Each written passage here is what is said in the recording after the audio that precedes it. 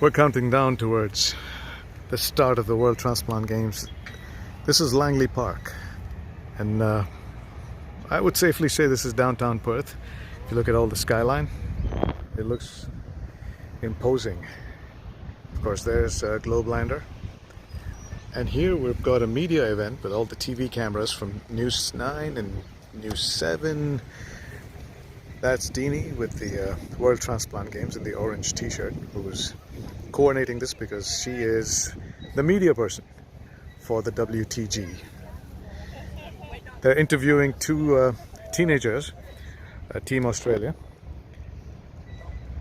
and that's the uniform. Of course, I feel like a rival, but not really. These are recipients. I'm a donor, so we don't compete. And there's the family. And that's the beautiful river that Perth is famous for. Everything happens on the river or around the river.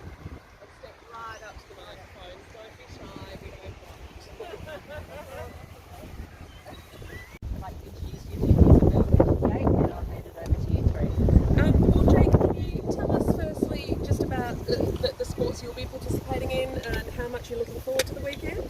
So I'm looking forward to a lot. I've never had the chance to do anything like this before. Just the whole thing of being sick.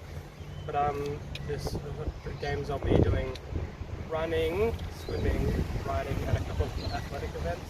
So it's a pretty busy schedule. What are you looking forward to most about, all the participants coming together from all over the world? I meet new people, have a lot of fun. It's mostly all organ donors, so we all understand each other to a reasonable level, which is the new thing, because someone like your parents don't quite understand it at all. So it's very nice to meet other new people that have the same sort of problems. So what is it that you think people don't understand about it? What are the misconceptions? It's just people don't understand what you really go through. You think, it's just they got all over the place, but you don't understand what we go through to get that. We're sick for all this time, and we go through the surgery or however months of recovery, and it's all pretty daunting, to be honest. So you had your surgery in 2020, is that right? Yes. And liver transplant? That is correct. So what was your condition before the transplant? So I had what's called alpha-1 cirrhosis. So basically, most of the times it affects the lungs, but I drew a short straw and got it to screw up my liver.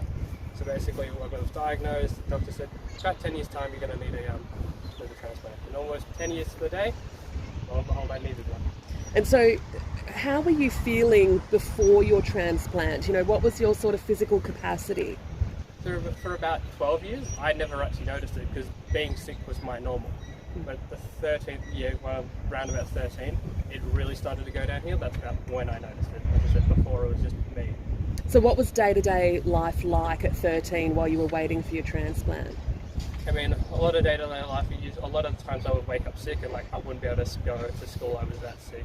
But up to then, it was pretty alright. But going to school, not going to school a lot, was pretty normal. So running a race, swimming laps, was that possible back then? It was possible, but it was much harder than it is now. And how do you feel now? How long did it take to recover from the transplant? It took about 6 months because it's due to COVID and all the factors, but it's all personal. But now I feel amazing. I can do anything. I'm here, as I said. I'm playing sports. I've been across Australia since then. I've joined things like Air Force cadets. I'm having a great time. No transplant is simple, I suppose, but you had your I had pretty a major. One. Yeah. I had a heart and both lungs transplanted when I was 14, 2 years ago. That was very big for me. I only had to wait 3 days for the organs, which is it's a miracle pretty much, because I had it done here, which isn't really much of a big field for organs. What was your condition beforehand? I had pulmonary hypertension. I had it from birth. Pretty much in simple terms, it affects the heart and lungs, meaning I could not do any sport when I was a young kid. I would faint lots of times if I did. It was just really difficult. So for me, it was completely normal because I had it all my life. So yeah. Was your condition deteriorating, or was there a risk it would? Well, for the early parts of my childhood, there was always like a risk, but when I turned 13, 14, that's when it took a really big decline, and you can see in my oxygen levels in pretty much anything. So that's when it decided when I had to have it. Was there a timeline of how urgent it was for you? Very, very urgent.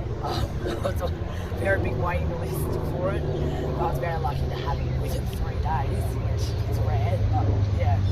So did it save your life? Yes, very much so. Yeah. And how has it changed your life now compared to what it was before? Well, now I can run, competing in the games. I can keep up with my friends in walking. Pretty much do anything that I wasn't able to do before in my normal life, or old life. So yeah, it's really changed my life. So is competing in this event a sort of a milestone achievement for you? Very big achievement, because I'm running in a race and never done that before. I can run, I can meet people just like me, and like you never really had that feeling of meeting someone that's just like you and they know exactly what's going on. So Dini, what's going on here? What a beautiful place to pick from. Why here? Why here? Because it's central in the city, and because we've got the Swan River behind us. So we're selling Perth to the world as part of the World Transplant Games, and we were lucky enough this morning to have two 16-year-olds who spoke beautifully about their transplant journeys and how they thank their donors for saving their lives. And what's next? Globelander gets famous again? What happens, That's the name of it. what happens next is that Anil's going to tell his story to Channel 10, to Steve from Channel 10, and you only got half my face, so hello to the other half.